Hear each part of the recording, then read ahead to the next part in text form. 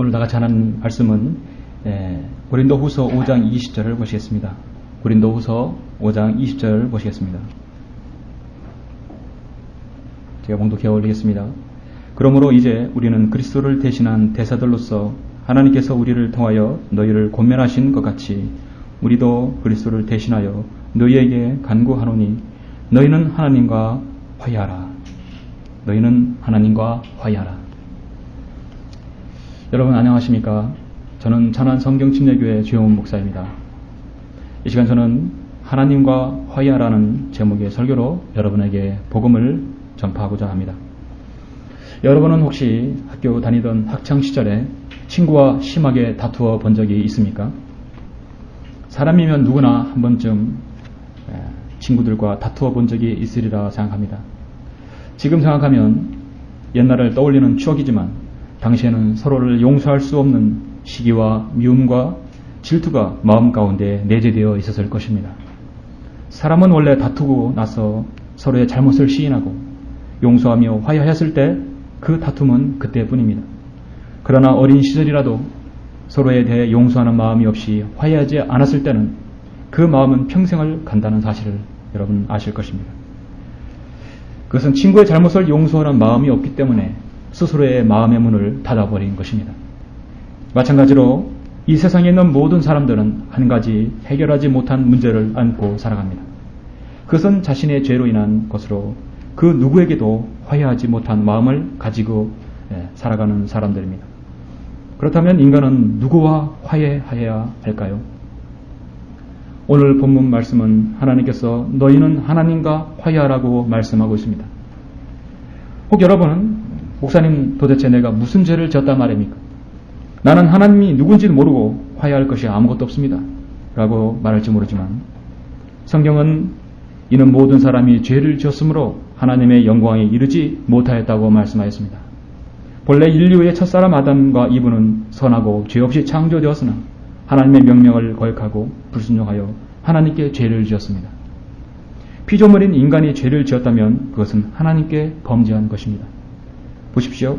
사람들이 자기를 사랑하고 돈을 사랑하며 자긍하고 교만하며 하나님을 모독하고 부모에게 불순종하며 감사하지 아니하고 거룩하지 아니하며 무장하고 화해하지 아니하며 모함하고 절제하지 못하고 사납고 선한 것을 좋아하지 아니하며 배반하고 분별이 없으며 자만하고 쾌락을 사랑하는 것이 있다고 말씀합니다.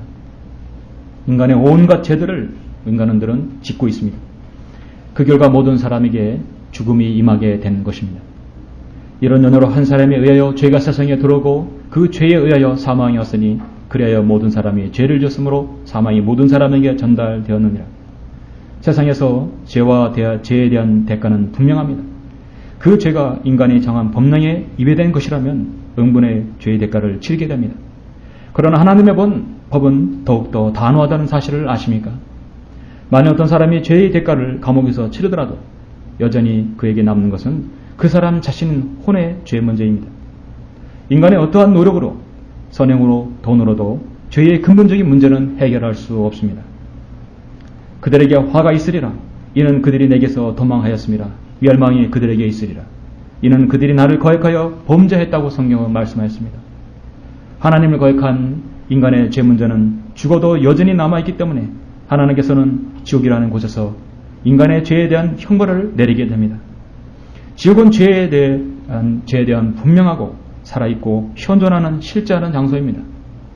오늘날 사람들이 성경의 진리에 대해 가장 가볍게 여기는 것 중에 하나가 바로 지옥의 실체입니다. 그곳에는 그들의 벌레도 죽지 않고 불도 꺼지지 아니한다고 말씀하였습니다.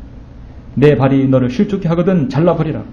두 발을 가지고 결코 꺼지지 않는 불 속인 지옥에 던져지는 것보다 저른바리로 생명에 들어가는 것이 더 나으리라 말씀하였습니다.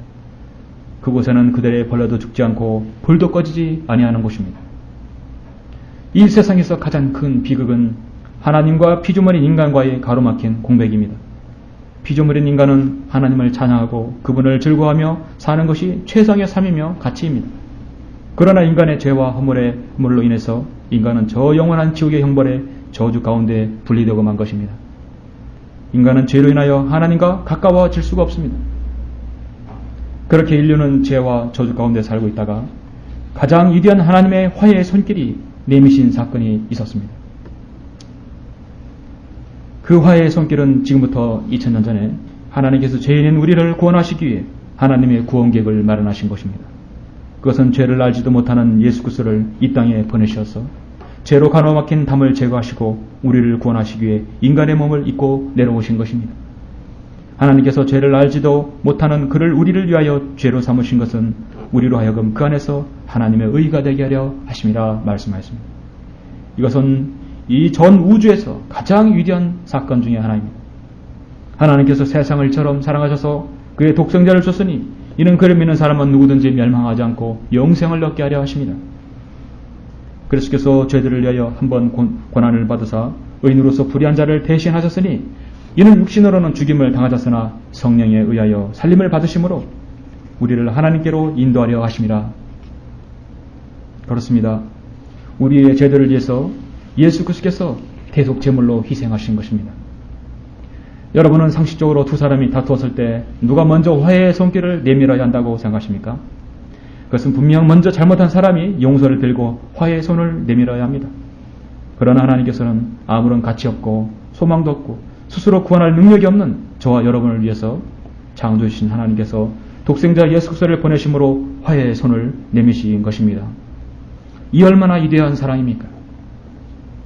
우리가 원수 되었을 때에도 그의 아들의 죽음으로 인하여 하나님과 화해하게 되었으니 더욱더 화해하게 된 우리는 그의 생명으로 인하여 구원받게 되리라 말씀하셨습니다. 그렇다면 죄인인 인간이 해야 할 일은 무엇입니까? 우리가 해야 할 일은 아무것도 없습니다. 먼저 내가 하나님의 거역한 죄인임을 시인하시고 하나님의 아들 예수 그리스도께서 나를 위해 보배로운 피를 흘려주시고 다시 부활하신 사실을 마음에 믿고 고백하시면 됩니다. 그의 십자가의 보혈을 통하여 화평을 이루고 땅에 있는 것이나 하늘에 있는 것이나 그에 의하여 모든 것이 자신과 화해하게 하시려는 것이라 말씀하셨습니다. 이제 인간은 하나님과 화해하며 영원을 같이 할 수 있는 길이 열렸습니다. 지금 여러분은 혹시 용서하지 못하는 사람이 있습니까? 용서하지 못하는 마음은 평생의 스스로의 짐이 됩니다. 그것은 죄의 짐입니다. 하나님께서는 이미 여러분을 위해 상상하지 못할 만큼 놀랍도록 훌륭한 저 영원한 낙원으로 인도하시기에 죄의 값을 대신 치러 놓으셨습니다. 예수 그리스도의 고귀한 그 희생에 비하면 여러분은 용서하지 못할 일이 없습니다. 다만 이 세상의 신이 믿지 않는 자들의 마음을 어둡게 하여 하나님의 형상이신 그리스도의 영광스러운 복음의 광채가 그들에게 비치지 못하게 하고 있는 것입니다. 자, 무엇을 망설이십니까? 보라, 지금이 기뻐 받아들여진 때요, 보라, 지금의 구원의 날이라 말씀하였습니다. 성경은 내가 다음과 같이 말씀함으로 여러분이 구원받는 수 있도록 하셨습니다. 내가 내 입으로 주 예수를 시인하고 또 하나님께서 그를 죽은 자들로부터 살리신 것을 내 마음에 믿으면 구원을 받으리라. 이는 사람이 마음으로 믿어 위에 이르고 입으로 고백하여 구원에 이르기 때문이라. 구원받기 원하시면 진지한 마음으로 믿으시면서 다음과 같이 기도하시기를 원합니다. 그러면 지금 구원받을 수 있습니다. 기도하시겠습니다. 사랑의 하나님, 저는 죄인입니다.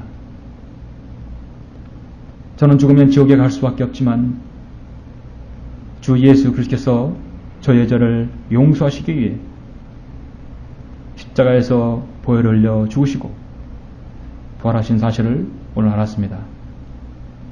이제 저는 예수 그리스도를 저의 구주로 믿고 받아들입니다.